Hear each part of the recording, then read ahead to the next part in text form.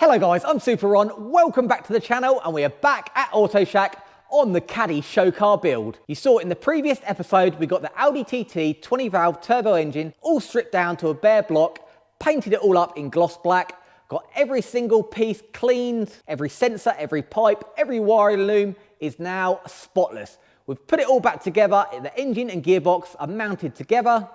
So today we can get it straight back in the hole. So let's dive straight in and crack on. Right, I think we are ready to lift it up into the car now. We've got our driver's side mount on, now got our passenger side one. These are what it hangs on, and then we've got our rear one on. That's just a supporter mount, but that's a bit of a pain to do once it's in the car. So we are all ready to go back in. But I think I'm just gonna jump on one little project quickly before it goes in, because it's gonna be a lot easier now. And that is, in the bay, there is a brake line that goes from the master cylinder this side, underneath the brake bar there, and then pops out this side, and then drops into this arch.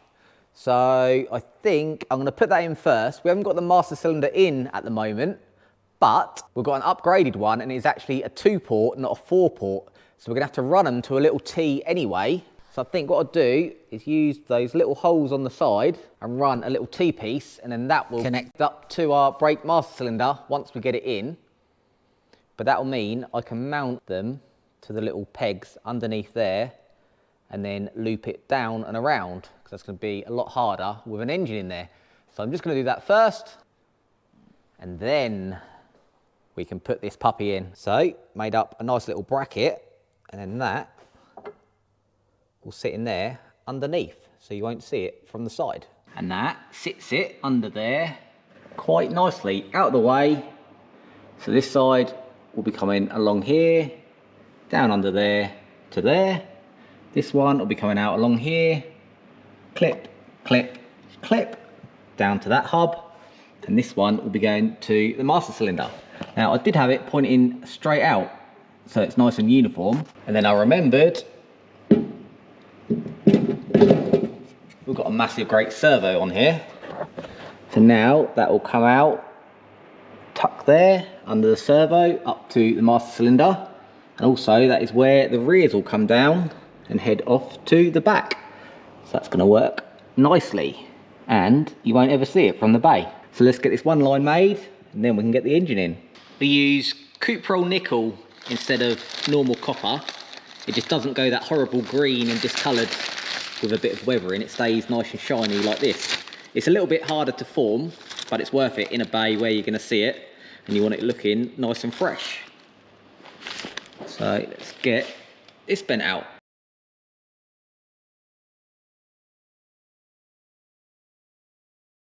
And there it is, all made up. Comes across and disappears.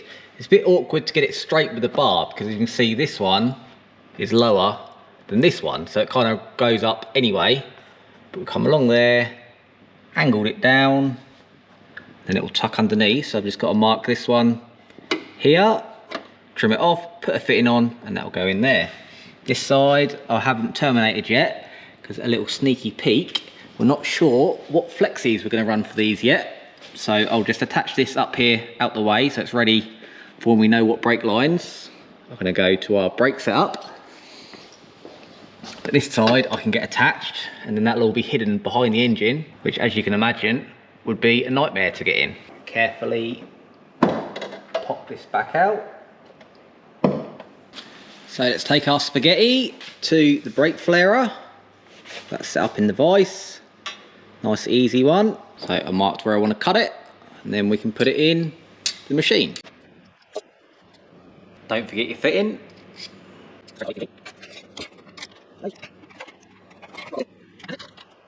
The fitting back down, and one ready to go. And here it is, all back on, all clipped in its final place. I found the little grommet, the factory grommet for the fuel line, so that now matches that side, and got that in. So fuel lines are all back on, brake lines are all back on, got the fitting on, and decided, as we had all the stuff out, I might as well make the other side as well, just to make it easier, rather than the gearbox being in there. So now that pops up to the other side as well. And again, we'll decide what flexies we use to what fitting we put on. So this is now ready to go. So we are here for another late night. I'm here on my own, so what shall we do? Shall I wait till the morning for some assistance, or shall we try and slot it in now and get it in that bay? I think I want to see this in. Let's see what we can do. To go from underneath.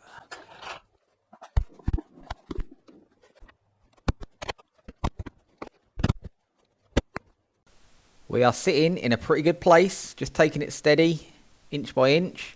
The awkward bit is over this side, you can't quite see it, but the mount has to kind of hook in there and then go in. So we might take this side mount off, just so we can get it over a bit before that hits the chassis leg, and then slot that in after. I think that'll be the way to do, because I don't want to chip anything, I don't want to touch or scratch anything, obviously. So whip that off and then wiggle it in place. Oh, we are down. The mount's now in line with its hole, so we can scoot that across a bit on the trolley, and that was in perfect height because the chassis is now just touching the trolley, so we couldn't go down anymore even if we wanted to. So we'll slide this across and it will be on its own mounts. Put the bolt through. Perfect, we're in. Let's get this other mount on. And whew, we're in. So I kept the chains on the top in case I had to lift it in with the engine crane, but it is in. Let's get these tightened up and have a look. Hopefully the rubber mat has done its job. Oh yes. And look at it. That looks amazing. Just as good as the bay. So we're still sitting on the trolley at the moment, so let's try and lift it up and get it to hold itself. It's in. I was a little bit cautious of the oil filter there because it's tilted back because it hasn't got the rear mount on, but look at that for some machine clearance. Perfect. Right, let's get it up in the air and then I can put that rear mount on and we'll be in there properly. Rear mount is all on and we are in. And unscathed. Just a bit of dirt on there. No scratches, no scuffs, no chips. We have made it. You can see the advantage of that shallow sump now. Before it used to come down like that. So we've gained quite a bit at the back. Now the gearbox is the lowest point. Under here looks amazing. It's a lot easier to get it all in without the turbo on the back. That just gave us a load more clearance. And it is all looking good. You can see the brakes up there. It's doable, but it's easier without all the engine in the way. So let's have a look in its final position from the top. And this looks amazing. Now it's sitting in there. The camera really does not do it justice. How glossy and shiny the engine is. You can see there, that's the edge of the head, and it's like a mirror finish. So Lee has done a stunning job. This is the gearbox. All the gloss black matches all the powder coated bits perfectly. And then there's the brake lines at the back. You can see them just poking out there, but we're gonna have the header tank here. We're gonna have a big servo here. So all of that will be hidden. And then it'll just poke up into the new master cylinder. So they run along the back under the beam, around the corner, and then down and under. Same with them this side. So we've still got plenty of bits to bolt on, but I think that'll probably be for tomorrow. We have got the engine in, which is a massive milestone for this build. Right, back on a new day, and Lee has been knocking a few bits together underneath, so I'll show you them. Just built the drive shafts up with all new boots. So they're all on, all with the new nuts and bolts. And got this one on as well. So now we are fully transmissioned up. It's all in and working. Moves that side too. Also got the starter motor in. So we've got a new starter motor, and that's all painted up. And slotted the turbo up. The new gasket arrived, so the turbo's in. And he's also just painted the inlet and the boost pipe. And they are looking as shiny as the engine bay. So let's get them in. Also got the tensioner on and painted for the auxiliary belt. And got the proper Mk1 belt on. That is the one you need, 6PK925. So let's get this inlet on, and then we can start putting a few more bits on as well. A little mod I want to do to the throttle body before it goes for a paint up is get this port off the top. It's for the charcoal carbon canister, which we haven't got. And this is kind of the highest bit of the engine on a Mk1, which often hit the bonnet. So they do just press out, and then we'll drill and tap it and put a blank in there. So let's get this out. And just run a tap all the way through it. So we've got a thread now. Looking good. So now we've got a thread in there. Ideally we'd put a grub screw in to blank it off, but we haven't got none. So I'm going to put a bolt in, Loctite it in, and then chop the top off flush. And here is our bolt. I'll put some washers on so we've got some gap to chop the head off without damaging the throttle body. Fill it full of Loctite, and then we'll screw it in. Now that's dry, let's chop it off. And voila, we are all smoothed off. You can just see the circle there, but that will fill in with the paint. So now this one's ready for a black as well. And another little mod we've got to do, because we took this secondary air injection solenoid off, it's just a little valve that connects into the exhaust, we need to blank off the port that's in the head that goes to the exhaust. So I just drew around the gasket in a little bit of tin, put that on. You can get fancy billet ones, but this will do the job fine.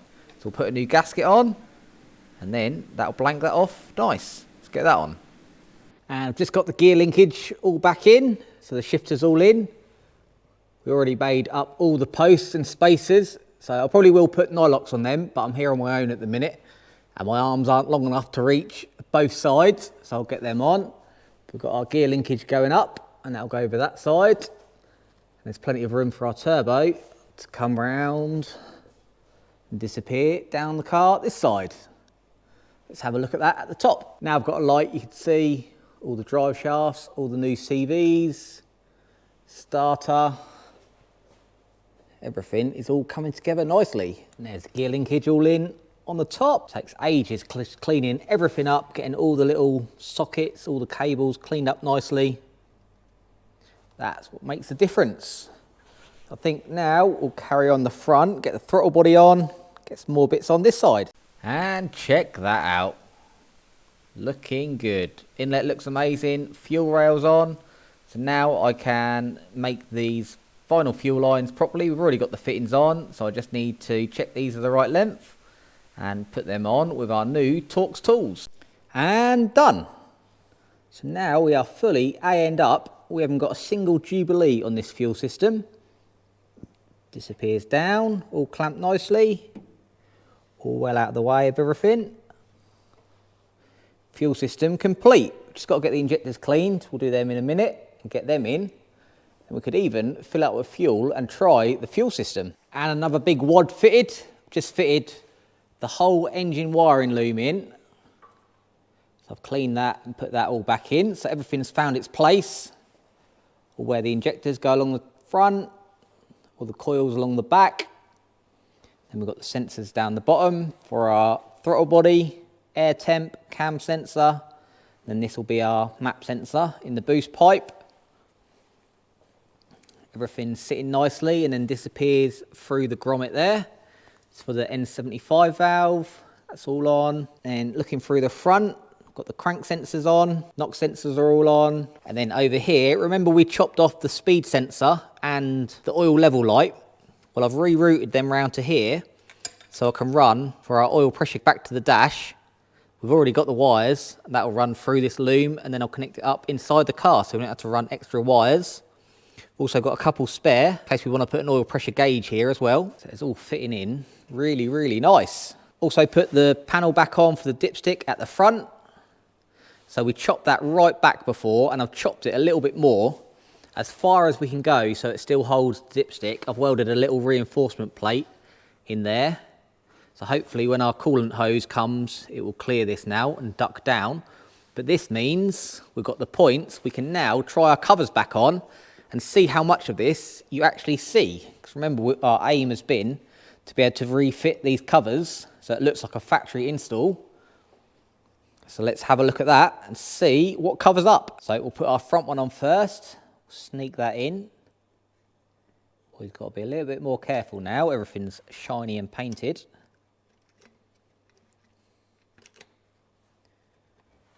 That covers up all here. And we got our top one. Now it looks like a factory fitted install. All the covers line up nicely. Just bits popping out where you need it. So all you can really see is that stunning inlet manifold. Everything here is hidden because we're going to have our intake pipe coming up off the turbo here, and that comes out here. We're going to have our brake master cylinder and servo all out here. So this is all going to be clear. So we'll see this nicely, but not any of the mess. Really happy with that. I think that looks perfect. This is how I like to do my installs. Get them to look as factory as possible. I think we can almost start looking at radiators and intercoolers and then get them slotted in, because we've got all our mounts down there ready. And at the top, let's get them in. And here is our Whopper twin pass intercooler. Let's get this in here. And it's in. And it fits perfectly. Black is so hard to film. But remember when I mocked all this up with the cardboard on the front, and now with the cardboard removed, that's left the perfect little gap between the front panel and the intercooler. So it's not quite touching. Perfect, so any vibration, it's not going to rub on each other. We've got the perfect little gap there. Shall we try the radiator in as well? And here is our radiator. So this is another twin pass Mk1 item, all powder coated as well. And then we've got our fan that's arrived. We went for a spool fan. We got it direct from Pro Alloy to make sure it is a genuine example. And this fits perfectly on our rad. So you can see there's some flats there and there.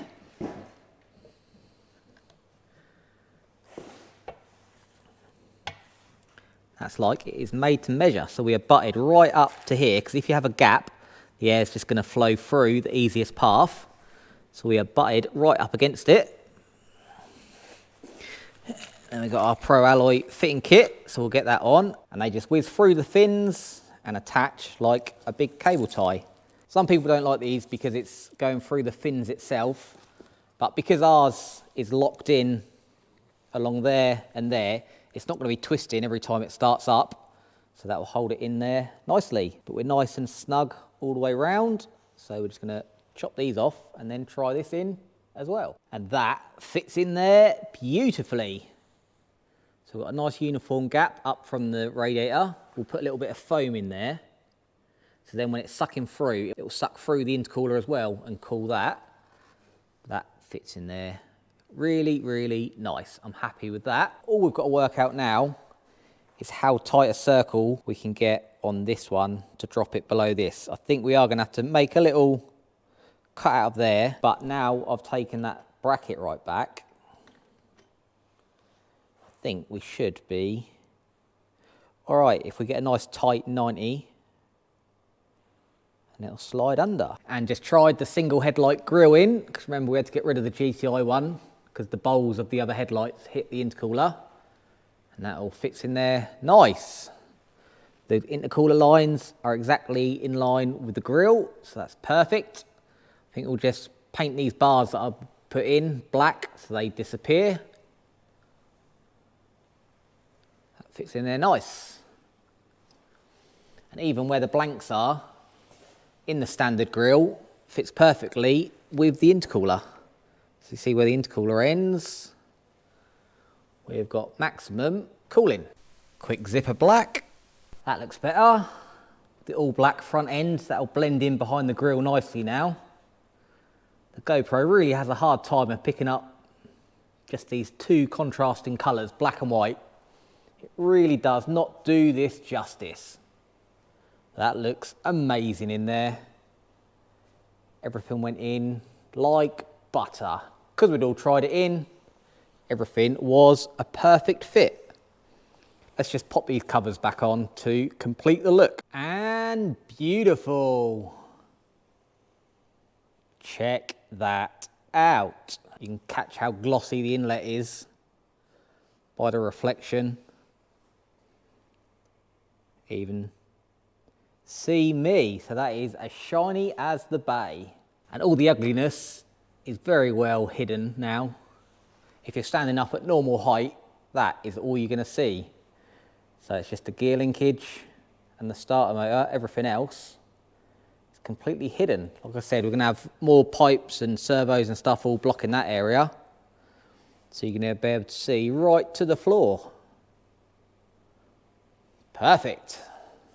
So I think I'm going to wrap this episode up now. I didn't film too much of it going back together because from previous episodes you have seen all this before in the mock-up. And because of that mock-up, it all just went back together beautifully. No problems, everything had a place, everything bolted together first time. There's a lot of work behind the scenes in this kind of job where everything has to be cleaned, every pipe, every wiring loom, every plug, because once you start painting some bits up, the next bit looks bad. So you put that next to the next bit, then that looks bad, and then you have to carry on until everything is pristine. Like the gear linkage, we painted the tower, painted the bracket, and then the cables looked all grotty and old. So I cleaned all them, prepped them, painted them, put that in, and then the C-clips that hold it on looked bad, so they needed painting.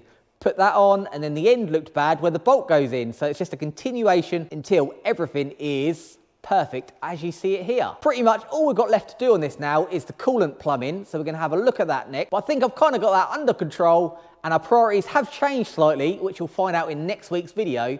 We need to get this into a rolling state. So the brake parts have just all turned up, so we can turn our attention to that and then continue with the coolant system at a later date. As always, thanks to everyone for joining in and watching the Caddy episodes. You still seem to be really enjoying it. If you're only now finding it today, we've got a full playlist all the way up to this point. So before the next episode next week, you can catch up on that. And also, if you didn't catch it last week, we have now got Caddy Crew merch. So if you're interested in showing your appreciation for the build, we now have hoodies, we have t-shirts, all in the Caddy Crew design. So I'm really happy with these. They've been really popular already. So I'll put a link down in the description if you want to have a look at the shop. And the other thing we've got is Caddy Crew stickers. And I think it's only right that this has the very first one. So just like the hoodies, we have the Caddy Crew 2024 Super On sticker.